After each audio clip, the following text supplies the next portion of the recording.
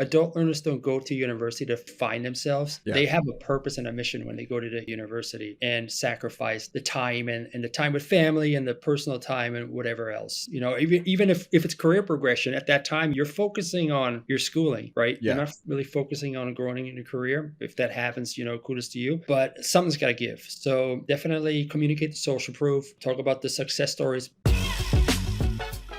Hey, welcome to the Higher Ed Storytelling University podcast here on the B Podcast Network. This is a show dedicated to helping higher ed marketers tell better stories, create better content, and enroll more students. My name's John Azzoni. I'm the founder at Unveiled, and we're a video production company working specifically with college marketing teams to make it easy for them to scale up and even automate their student and alumni success stories through our subscription approach. And you can learn more about that at unveiled.tv, and that's unveiled.tv. If you're listening to this podcast for the first time, go ahead and subscribe. We'd love to have you. And if you're wanting your college or university's content to resonate on a deeper emotional level with prospective students, with alumni, with parents, whatever, I want you to subscribe to my free newsletter. Every week I send out tips and insights on creating more emotionally resonant content, including examples and best practices from other institutions, articles and blog posts, that week's podcast episode, and much more. So head over to unveiled.tv/newsletter and sign up. All right, let's get on with the show.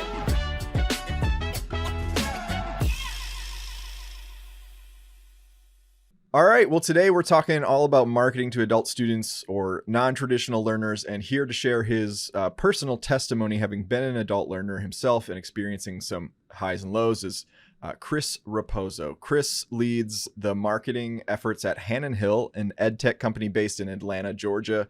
He was born and raised in Germany, moved to the U.S. at the age of 22. Chris graduated as a non-traditional adult learner from University of Florida and evangelizes the positive impact a degree from a higher ed institution can make. He aims to spread the word about the benefits of attracting non-traditional students to higher ed campuses to mitigate the looming demographic enrollment cliff. And Chris is a member of the American Marketing Association and the podcast host of The Education Marketing Leader. Well, Chris, welcome to the show, man. Well, thanks, John. Happy to be here. It's kind of weird being on the other side of the mic and being asked the questions.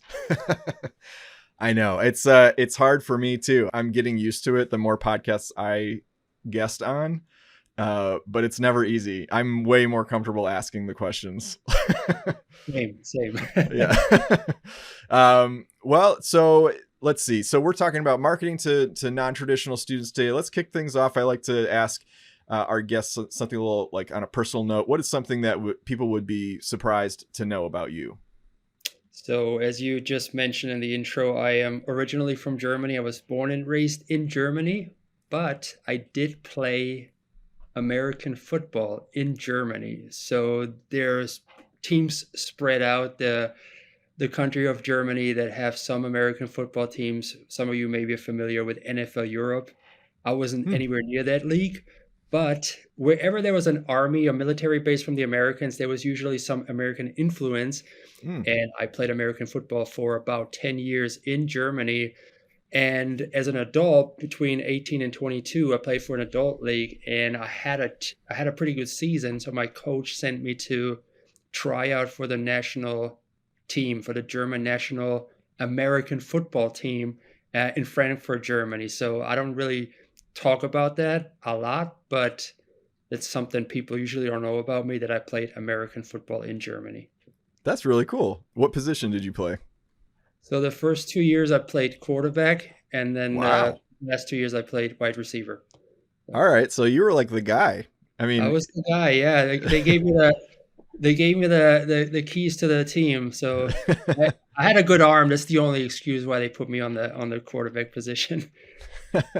That's really interesting. I would not have pegged you as a football player, but maybe I was about 60 pounds heavier than well, cool. So you just had a webinar last week that I attended with Dr. Carrie Phillips, and went really great. And that was all about the looming enrollment cliff. And you had a little segment on there just kind of sharing your personal journey. So for people that weren't on that webinar, tell us a little bit about, your journey with higher education. Yeah, so higher education was never the plan in the beginning when I was raised in Germany. I was raised by a single mom who worked all the time in a family business. So education wasn't a priority in our family. It was like keep the business going, make sure there's going to be food on the table. So since she worked all the time, which I cannot fault her, I have two kids of my own, and if you're a single parent, I'm not a single parent, but if I were a single parent, I would do everything in my power to provide for my kids. Hmm. And during that time, things kind of fell to the wayside as it came to my education, to homework. So I barely made it through high school, and then I went to a trade school in Germany because I couldn't get into university with the grades that I had. So the trajectory in Germany, if you don't have good enough grades to get into a white collar job, an apprenticeship, or the university, you do an apprenticeship at a blue collar job. And I got a job at a construction company and worked on construction for about 4 years, doing bricklayer work and Mm, concrete finishing. But that was just backbreaking work, and that is awful. I could see 50-year-olds that looked like 70-year-olds, like walking like Yeah. hunchbacks. And I looked at them and I said, there's no way I want to end up like that. I mean, I hated every day working on construction. So I have dual citizenship. My father was American. So I had the opportunity to move to the United States. So after I graduated from trade school, I told my mom that I want to go to America. And she said, "You'll be back by Christmas." I left on Labor Day weekend. I didn't know it was Labor Day weekend, but I arrived here on Labor Day weekend 2005. She said, "You'll be back by Christmas 2005." And 18 years later, I'm still here. But, when you come to America, I told you I played football in Germany. So part of the dream was, hey, maybe I can play college football in the United States because I was good enough to try out for the German national team. So I was like, maybe I can get on a college team. So I, went to the University of South Florida. It was the closest place in Tampa, and they basically told me, well, you have German transcript. First of all, you need to translate your transcript. So I had to figure out how to do that. Then my grades were awful. I wouldn't have been able to go to a 4-year school right away. So they told me, hey man, you got to go to community college first Mm. in order to go to university. My English was terrible. Okay, it's the kind of English, when you go to high school in the United States and you learn Spanish, it's maybe good enough to get around if you go to South America, to Spain, on Buy a vacation. loaf of bread or something like that, you know? Yeah, getting a job, working in a professional environment, or let alone go to university and succeed there. That wasn't the type of English that I had at that time.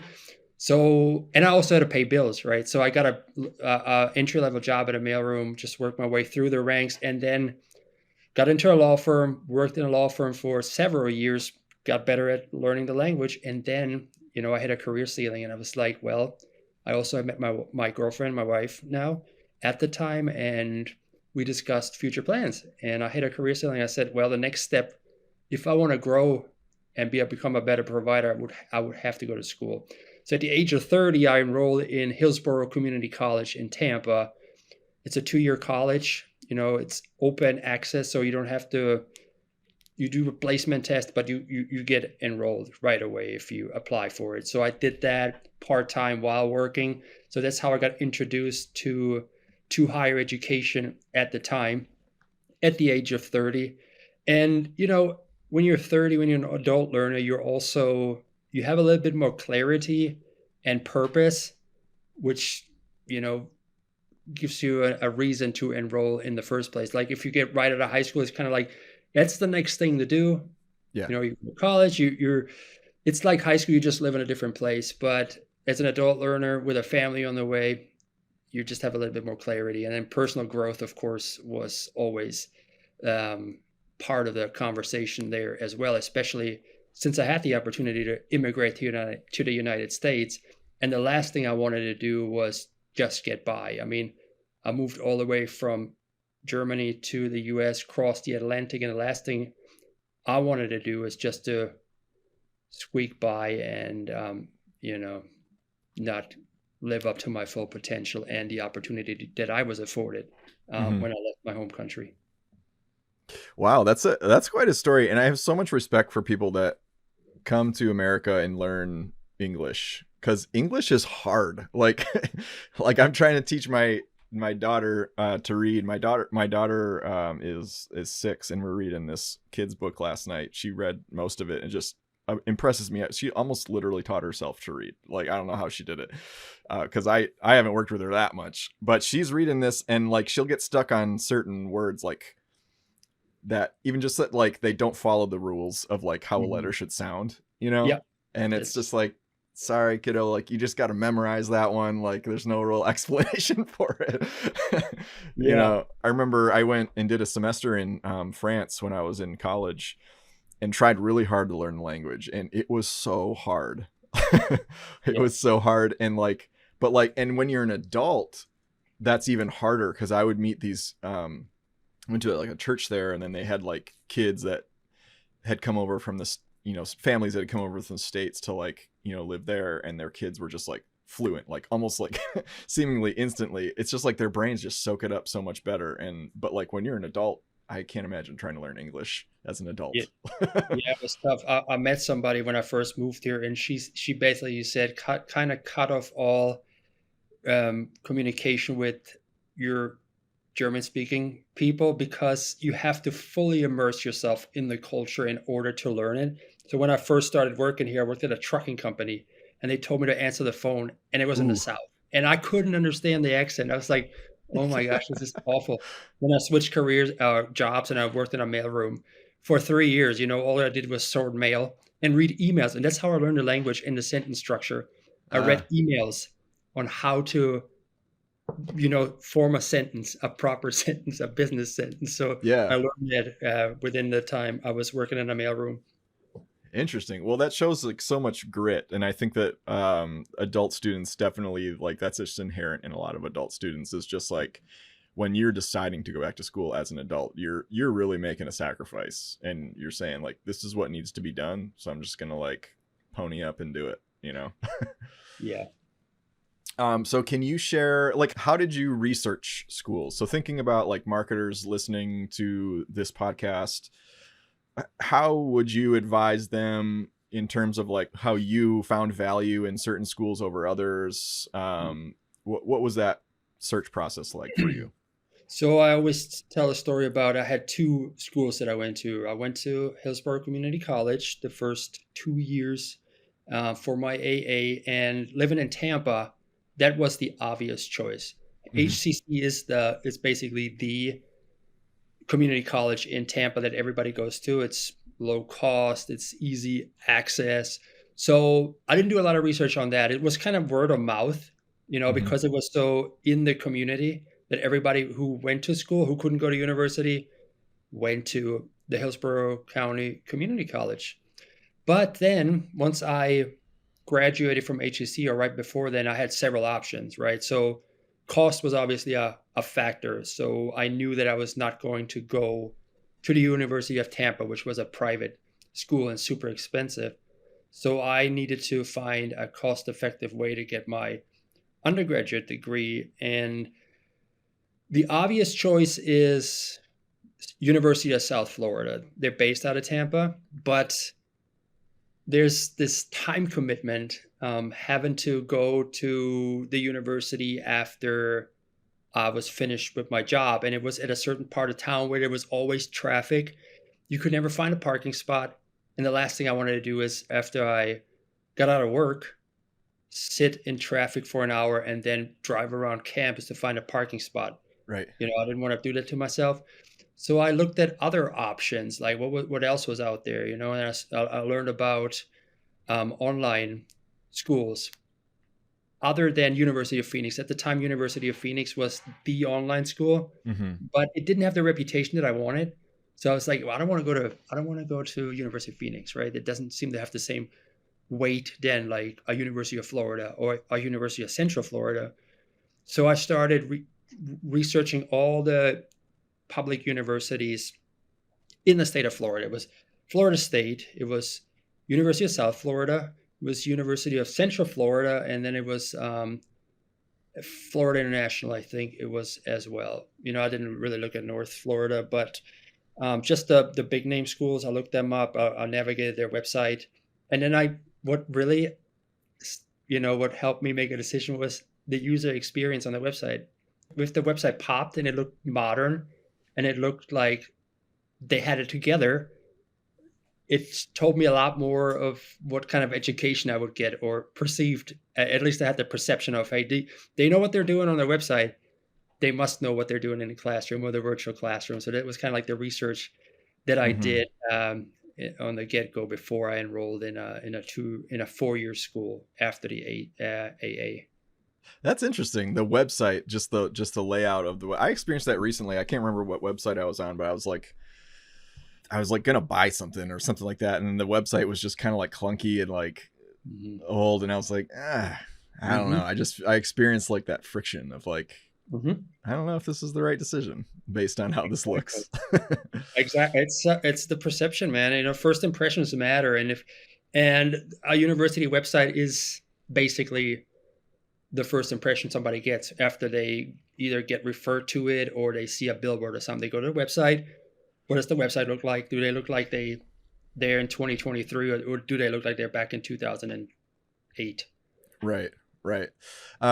As you were going through college, what did you see any like marketing that stood out to you as like, oh, that's kind of a miss for someone like me, or oh, that actually is very good messaging for someone, like me? Yeah, yeah. I before I enrolled at Hillsborough Community College, I must have visited the campus and the admissions office at least 3 times over the course of maybe 2 years or so. You go in there, you're like, maybe this is something I should do, but then you talk your way out of it. It's like, oh, Mm-hmm. it's gonna be way too hard. It's gonna take way too long. I'm already 30. Or I was 28 at the time. I'm already 28. I'm too old for this. That's the kind of stuff you tell yourself. Because in the media and in the movies, you only see the 18 years olds right out of high school going to college.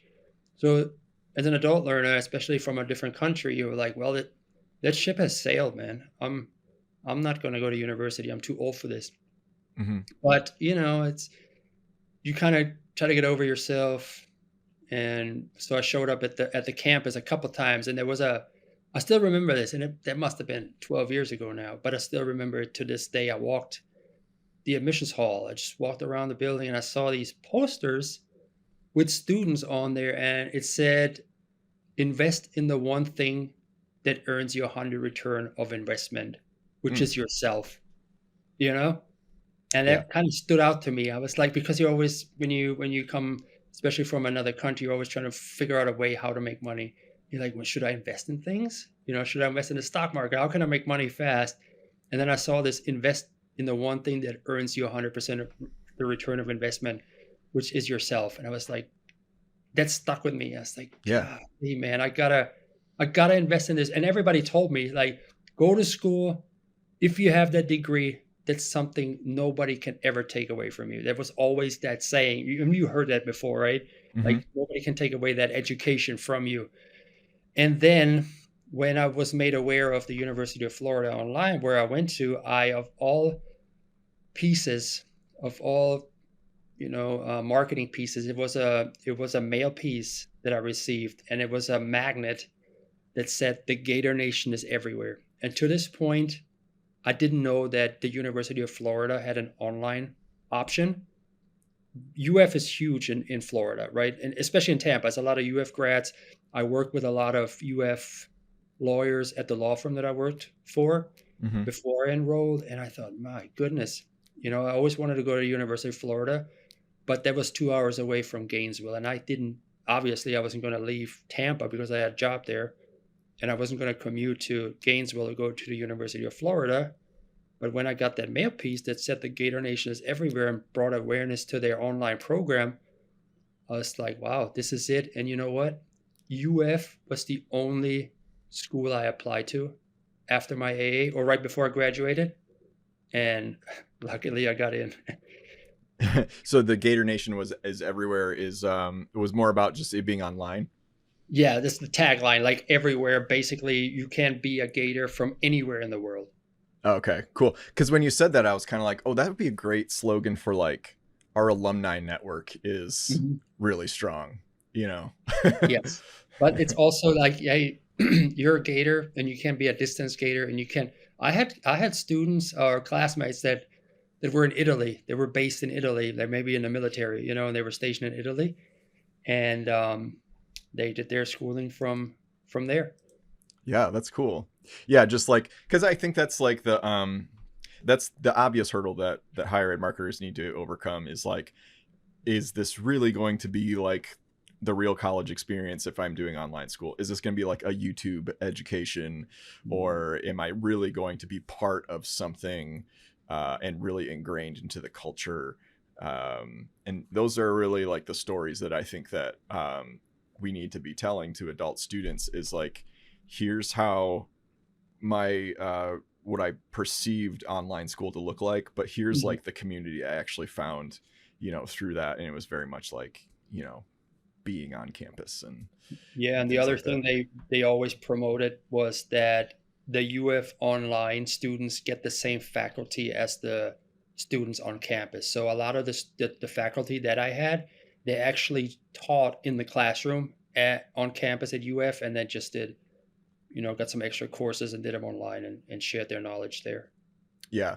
And so you said you posted the other day just on LinkedIn about your experience with Hillsborough and then UF, and some of the challenges that you had, maybe just some misses that were there that you wished were different. Can you tell us, like, unpack that for us a little bit? Yeah, some of the challenges that I had there were obviously before the challenges of balancing work and family. I would say is when you go in as an adult learner, you want to make sure that you understand that you sacrifice short-term pleasures for delayed gratification. Mm-hmm. So, you go in there and you're working, you're going to the gym, you got your life together, right? But then all of a sudden you got to switch things up and you might got to make sacrifices um, in order to be able to complete your coursework. But some of the other challenges that I had was, of course, the cost, because all of a sudden now, especially me, I wanted to pay out of pocket. I didn't want to take on student loan debt. Mm-hmm. So how was I going to do that, right? So that was kind of tough to navigate. And even though I always made a budget for the tuition, but then I got blindsided with the additional costs, like the textbooks, or Yeah. sometimes you had to sign up for some sort of a software in order to complete the assignments, and that they Uh, weren't included in the ah, course. And it's like, geez, man, these are like these hidden costs. Now, with the textbooks, what I did was I either rented them or I bought them really cheap used. I didn't care what they looked like. I right. just needed a textbook. But if you had an online lab or whatever, and you had to pay another $100 to on top of tuition to get in there, that was always um, kind of annoying. So Yeah. that So was, yeah, just pricing transparency. yes, pricing transparency, and then other things were sometimes it was flexibility as well. Um, that's where the educating your faculty about the diversity on campus comes into play too. If you do an online college, you expect that you can complete assignments on your own terms, even if that's in the course of 1 week. Like usually it started Monday morning at 12:01, a course opened, a module opened up, and then you had the entire week until Sunday at 11:59 to complete it. But there were some faculty, some professors that expected the midterm to be done within, like, let's say on a Wednesday evening between 6 and 9 p.m. Mm, It's like, well, what if I can't make the 6 to 9 p.m.? Like, that's going to be a problem. That yeah. creates friction. Obviously, you tell them the situation. Hey, I have a job. I work the night shift or whatever. They're moving it around, right? But it creates this extra layer of stress on the Yeah. student, that's unnecessary. Yeah, for sure. And especially, did you have kids at this time? Yes, I actually had one son. I had my son when I was just enrolling in the University of Florida online after I had the AA. And then in my final semester, I had my daughter, and my daughter was scheduled to be born during finals week in the Oh, summer. wow.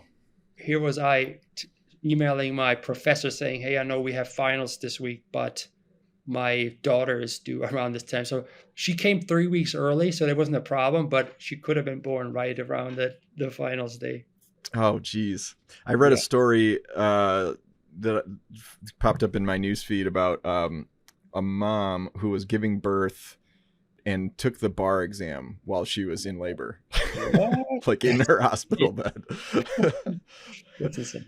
But yeah, I mean, kids throw a whole level of complexity onto things that you wouldn't understand if you didn't have kids, and I really underestimated that, and I think a lot of people do, just like the scheduling, and like, because I never could understand why my friends, that when they started having kids, you just never see them anymore, you know, and they would just be constantly, you're constantly on call, and like the kids always come first, and of course you want them to come first, and it's hard to you know, your wife probably has so much mental load going on, so it's not just as simple as like, well, she'll take care of it, you know, she's been working all day, then it's like then you're gonna make her work more and watch the kids and stuff. So anything, like for me, like it's really tough for me to plan anything in that 6 to 9 period of time, because that's like prime, like it could be going really good, or it could be like witching hour, like trying to get to bed, you know, and stuff like that. That's really tough, and that's something that you wouldn't understand, you know, as a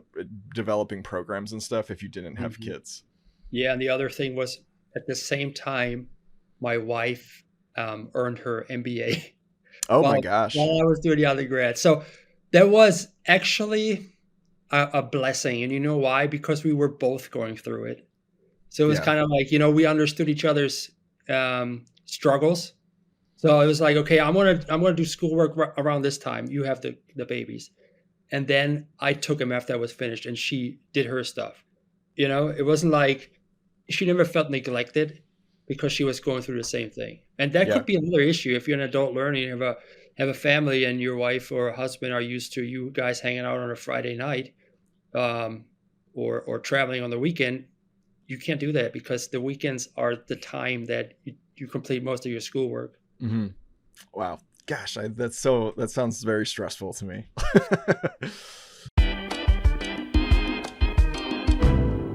Quick break here to dispel a myth. That myth is this: if you already have an internal videographer or video team at your college, then it doesn't make sense for us to work together. Now, you may be expecting me to say, oh, that's a myth, it's not true. Well, actually, in some cases, it is true. If you maybe have a robust video team, multiple people manning multiple different stations and operations, and you're telling stories, and when your marketing team has an idea for a video, you can get that pushed through the video team relatively quickly. Like, you're not going to be waiting around for months and months for them to get to that project in the queue. That's a perfect case where you're probably good. God bless you. Go take on the world. But maybe you're one of these schools where budgets are a little tighter. Roles are combined. Your social media manager is also your content creator. Those are two separate jobs, by the way.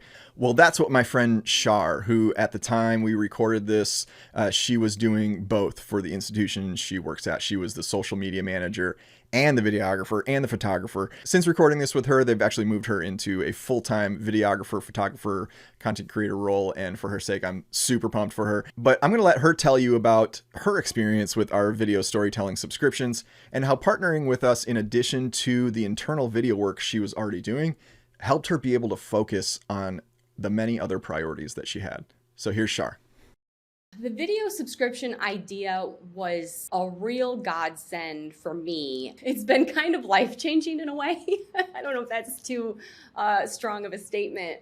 On a couple of different levels. As a social media manager, it was really fantastic to have this entire campaign, if you will, of student testimonials. I know that for my channels, I'm going to get a new video every single month. There's a lot of content to produce and not a lot of content creators here. So having somebody who can take that portion off my plate, it's allowed me a little bit of room to breathe and maybe focus on some other projects. Not only do you get a fully edited testimonial, you also get a delivery of all of the B-roll that was taken of that student For instance, we have this culinary institute.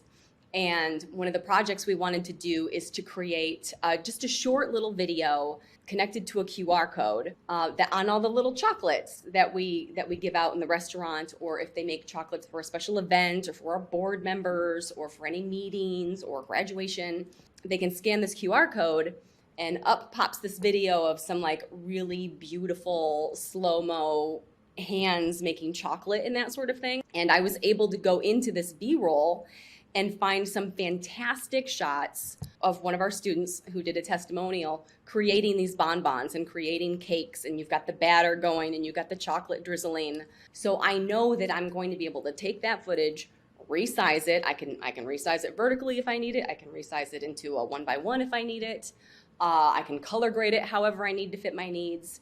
And I really don't have to travel across the state to our Culinary Institute to do a whole new shoot, because I've got that B footage at my hands. So really, that's something that I could sit down, edit for a couple of hours, have it done, and check it off the list, which is fantastic. So if you'd like to get like Shar and bring in an outside partner like Unveiled, you can go to unveiled.tv and book a call with me. That's unveiled.tv. All right, back to the show.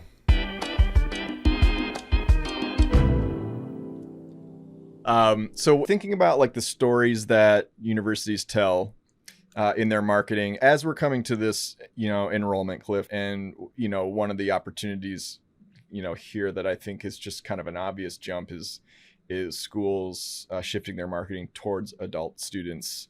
So like thinking about the adult learner and the things that you experienced and the things that you wish you had or that you did have that you appreciated having, like support services and, an inclusive environment or whatever it is, what kind of stories or marketing content would you suggest marketers create content around, that tell the story of like, you can do this as an adult? Yeah. You definitely want to lead with social proof pieces. UF Online actually did a couple of pieces telling my story. One was right before graduation, and the headline was "Father of Two Finishes or Graduates with a Degree from the University of Florida Online." And then the other one was a year later, was sort of a "Where are they now?" post, right? So you graduated. What's the ROI on the investment? You always want to showcase that, right? Because adult learners don't go to university to find themselves.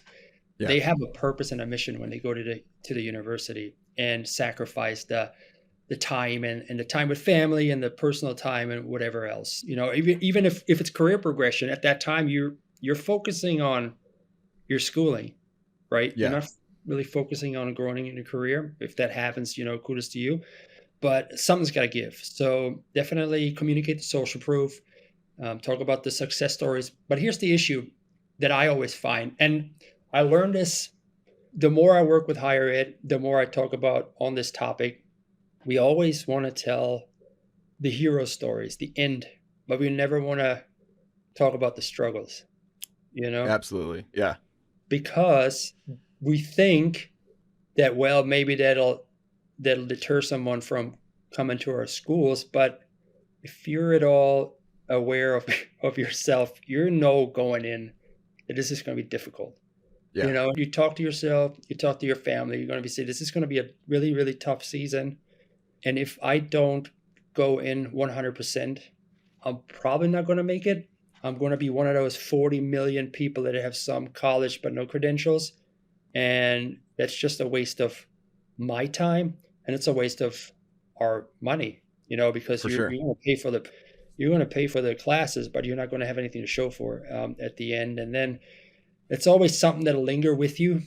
You're going to be like, man, should I have gone back? Should I have finished it?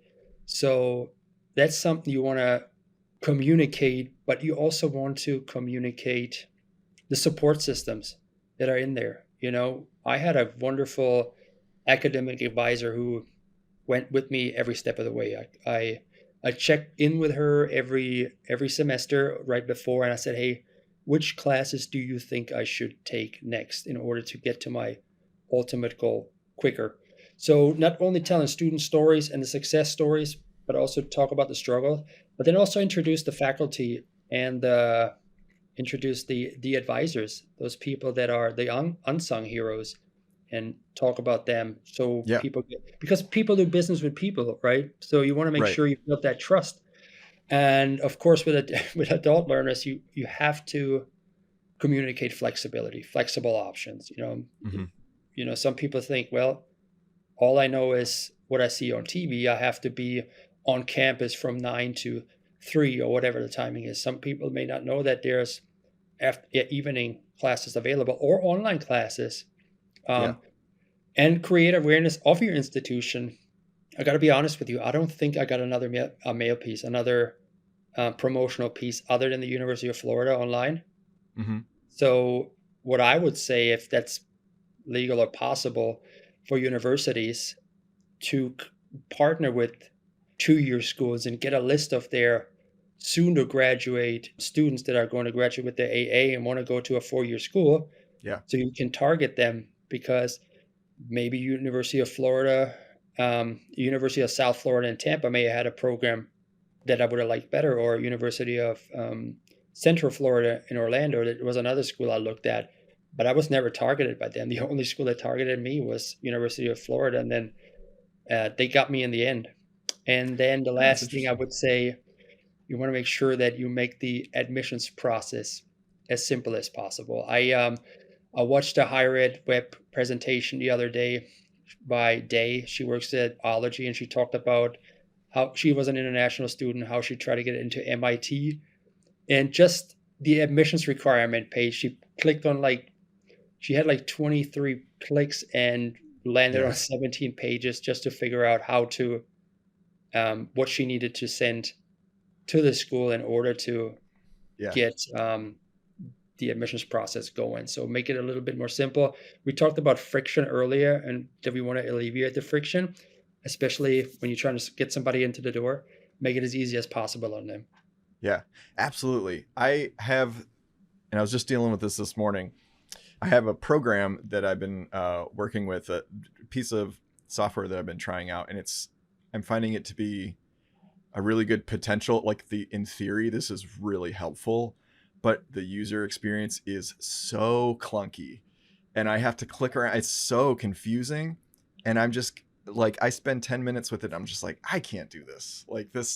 You have to eliminate clicks as much as possible and make it very clear. And I think that you can really only do that effectively with getting feedback from students on how they're moving through the site and what's confusing, because you really don't know. You could think that you're making this very simple, but you don't know what they're getting tripped up on. Should I click here? Should I click here? Where's the button? What's the next step here? That's so important. Yeah, I heard a story about an admissions team on a university, and they said for new hires to understand the intricacies of the admissions process, it takes about 2 years for people to fully grasp it in the onboarding process. And then they were like, well, if it takes the employees of the university 2 years to get a full understanding of what's going on and how to navigate it, how do you expect the student going in there and figuring that out? Right. Maybe that's never been to college before, or yeah, exactly. Or who's an international student, who's a first generation student who doesn't have the support system, doesn't have anybody in their family who can tell them this is how you do it. Yeah. That's a good talk from Diana Kabilds from Ology. I've heard her talk about that on a different podcast. Can't remember the name of the podcast, but it's kind of one of her pillar talks, I think, that she gives. So if you follow Day on LinkedIn or something, I'm sure you'll find it or something like it somewhere. It's very good talk to listen to. I want to back up because you said the school did 2 videos on you. So one question that I always have when I work with schools is and we work with a lot of adult students, because it's, I work with a lot of grad programs and stuff like that. What incentivized you to say yes to that ask? And they got 2 videos out of you, which I think is remarkable. Did they pay you? Was there an incentive, or what did you feel like, oh, there's something in it for me that's Yeah. not less tangible, and so I'm going to do it? Yeah, so these were actually write-ups. There were articles on me, not videos, Oh, okay. but still, you gotta take the time. Yeah. Um, Let's I pretend that they were videos. What Yeah, would because that involves like sure, several hours of your time filming. Do you think you would have said yes to that same ask if it was a video, and why or why not? absolutely, man. It's definitely huge exposure for your personal brand. I mean, like I said, I went to school to grow in my career, to better myself, and if I get backing from a school like the University of Florida and they spotlight me, Mm-hmm. it's like social proof that I put on my LinkedIn, and Yeah. I still have them featured. Like, hey, look at it's kind of like they think I'm good enough to be featured. This huge institution thinks I'm good enough to be featured. If you're looking for a marketer, you probably should give me a look or something like that. Right. Right. Kind of thing. So it's that social proof. It's like it's that earned media, like we like to say in marketing. It's the Yes. same it's why you have people come on your show that because all of a sudden you become the expert in whatever topic you talk about because somebody interviewed you, like me talking about higher ed adult learners, how to attract adult learners, right? And this is how I want to position myself. Mm-hmm. If you have people like you with your podcast that has a following, it's like, okay, John thought I was good enough to talk about this program. Then other people probably think that too. That's why we're so huge on social proof when it comes to marketing. Everybody wants to see, hey, I don't want to be the first one to try this product Try out it. or to Yeah. hire this person because I don't know how this person's going to turn out. But if I have John over here, who's an expert and trusts Chris, I'm going to trust Chris, For or at sure. least I'm inclined to trust Chris a little more, as if he's off the street and I never heard of this guy before. Yeah, that's such a good point, the social proof. And I think about this a lot because, one of the barriers to the work that we do at Unveiled is helping schools find stories to tell and find people willing to participate. And I'm working with one school right now where people are a bit reluctant because it's a lot of international students. They're not really comfortable with their English enough to be on camera. So we're working intricately together to try to solve this problem together. How can we get people to raise their hand and say, I want to be featured? And it occurred to me yesterday where it's like that social proof is a really good incentive because you always think about like, well, should we offer them a gift card? Should we offer them, should we pay them? Should we include this in the budget? Should we, buy them coffee? I don't know how can we bribe them? But really inherently, it occurred to me that I'm like, you could put this on your LinkedIn. Yeah. And even if it's not even if an employer after you graduate from, I mean, people are graduating from this particular college and working for like big companies, like it's all data science. So it's, Intuit and, those kind of like big companies like that, that need these analysts. And so it's like, even if a hirer, what do you call it?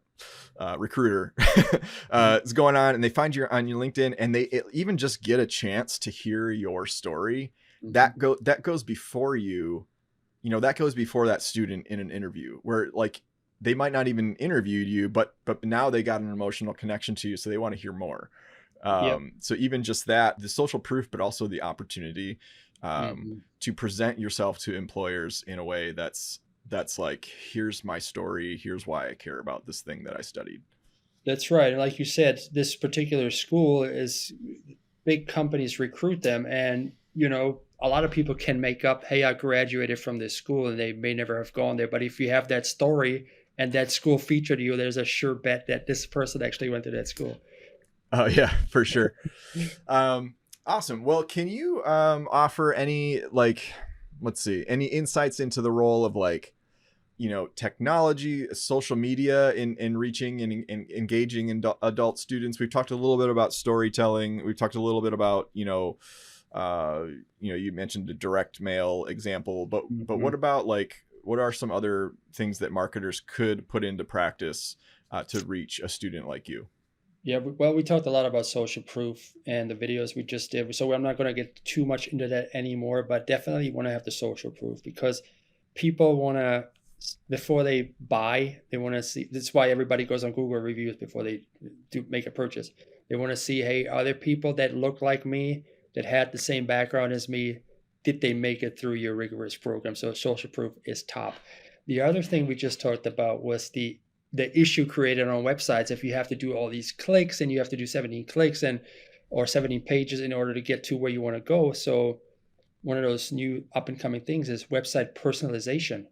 You want to make sure that you have website personalization on your particular site in order to push out tailored content that's relevant to your visitors. And there's a couple of ways to do this. Like, you can do that through personalization tools that collect data through implicit data. Let's see, the computer or the personalization tool figures out the geolocation where you visited, or it reads your digital body language. Let's say you went to a nursing program previously, and then all of a sudden, it's kind of like if you go on YouTube or on Netflix, you watch a video and then it recommends other videos or movies like that. Same with the pages. If you're constantly on that nursing page, looking at the tuition fees on the nursing page, if you're looking at the different programs on the nursing page, all of a sudden the personalization tool realizes, hey, this is what this person's interested in.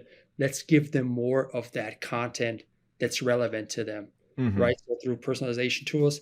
And of course, you want to have, in technology, you want to have chat bots on your website, because let's say you have a traditional age student who logs in after they see your Instagram ad at 11 p.m., that nobody's going to be on the university, admissions department looking at this. But if they can get their questions answered through a chat bot, it'll move them further down the enrollment funnel while they're looking at the information on their own terms without having a live person there.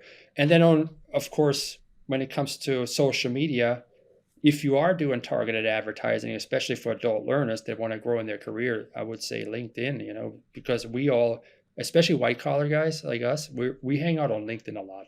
Or if you're blue collar, you may be on Facebook. So if you tailor your messaging when you're targeting on those social media pages where older adults hang out, I would say that would be super relevant as well. Yeah. The chatbot thing is really smart. And honestly, like that, if you want to retain me as a customer, or if you want to at least like push me over the edge, make it easy for me to ask you a question. Cause like the sites, like, the sites that, I go to and I'm like trying to figure something out. And they have a little like, hey, chat with us thing in the corner. It's just so easy. It's always there in the corner. I always know what to click on if I have a question. And even if I get a bot, that's still remotely helpful. But then, usually I'll like outsmart the bot. I'll ask questions beyond the bot's pay grade, and then they'll be like, we need to get someone in here. But even if when my accounting software, sometimes I'll have, questions about how to do one thing or another. And what they do is it's kind of like sending an email. You just put a question in there and they'll say, hey, we'll usually respond in like 1 to 2 hours. So I'm like, that's good. That's like good enough for me. I don't need to know right this second, but at least I didn't have to go to like contact page, go down. Is there a form? Is there an email address somewhere in here? Is my email going to get buried and take, 5 days to respond, get a response? Yeah. But yeah, that chat bot is super helpful. I used to have on my website, I can't remember why I took it down. But it was like a text me thing. Like you could click and it would open up a, like the messages app if you're like on Mac, and you could like, it would go right to my phone. I thought that was so cool. I was like, yeah. I like had my wife test it out a bunch. I'm like, text me something, text me from the website. Awesome. I need to get that back up. I think there was some technical thing I was having with it, but yeah, but like, to me, that's like, super important to retention. It's super important because if you don't have that, they'll just move on to the next school. Yeah. Yeah. The confusion, like if you trip people up with confusion, it's so leaky. Like people will just leak from your funnel so easily. You have to be so clear. But okay, well, so tell us, this has been great, by the way. Tell us a little bit about tell us about Hannon Hill, what you do there, what value can people get from Hannon Hill? Sure. So I work for Hannon Hill. I'm the marketing specialist, but I'm a solo marketer. So I am I am basically running the whole department at Hannon Hill. And at Hannon Hill, we've been trusted advisors for higher ed institutions for over 20 years now. So our flagship product is Cascade CMS. It's one of the leading web content management systems for colleges and universities in the United States, Canada, and abroad. And we also have a web personalization tool called Clive. I briefly talked about the importance and the power of web personalization. And a web personalization tool like Clive, it integrates with any CMS, so you don't have to have Cascade CMS. But this personalization tool shows targeted content to the audience so that each visitor sees the content that's most relevant to them, and they don't have to click through 17 different pages in order to get to what they actually want. So it alleviates the friction, and it gets people the information that they came to the website for. That's cool. I want that for my website. You should schedule a discovery call. We give you a walkthrough. Yeah. When you're like a solopreneur, the website just becomes the Wild West really fast, because you're like, all right, you start out and you're like, I just need a basic website, and then like a couple months later, like, all right, I'm gonna add a podcast, and then you're like, I'm gonna add a blog. Well, now is that a drop down? Like, do I name the menu thing like content and then have it say like podcast? It just gets like so many pages. It's just personalization would be helpful. Just be like, just cater this to somebody, Yes. All right, cool. Where can people connect with you at? LinkedIn is the best way to connect with me. So I'm always on LinkedIn. I'm active on LinkedIn. It's Chris Rapozo.